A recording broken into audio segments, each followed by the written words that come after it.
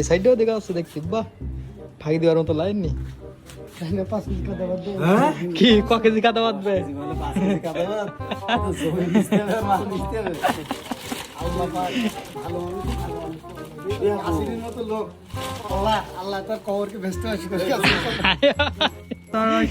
তুমি খালি কাঁড়া বাসো, লোক একটু দেখুক, জনতা দেখুক যে আমার স্বামী কাঁড়া বাঁচতেছে।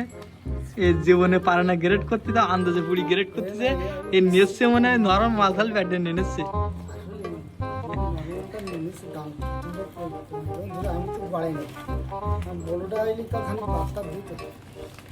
এ ওই যে কাহিনী কি আমার এই বাড়ি হলো কাঁড়া কিনতেছে আমরা, তো একবারে অনেক কাঁড়া নিস, তো এই 150 কেজির মতো কাঁড়া নিয়ে একবার। হ্যাঁ, আমার বলছিস কি তুইও গ্রেড কর, আমি তো কোনোদিন গ্রেড করিনি।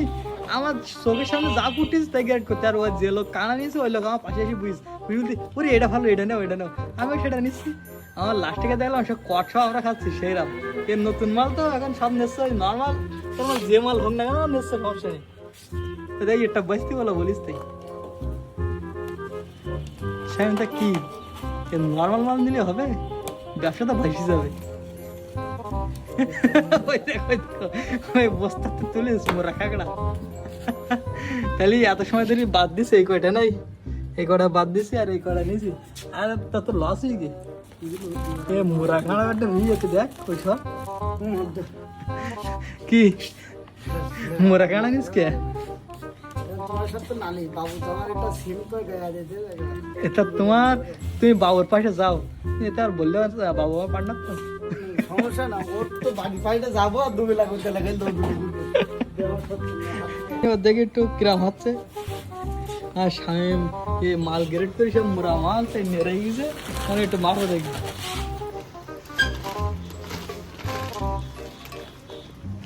এ 10 কেজি হয়েছে বুঝিস, আর এই সাইডেও দেখা যাচ্ছে দেখছি, বাহ ফাঁকি দেওয়ার মতো লাইন নেই। কি ক কেজি কাদা বাঁধবে?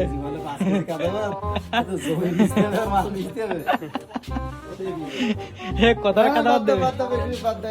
ভিডিও করতেছি যে লোক বুঝুক যে মাল কিনতে 10 কেজি 5 কেজি বাদ বলে এইটাই তো মাল কিনবো।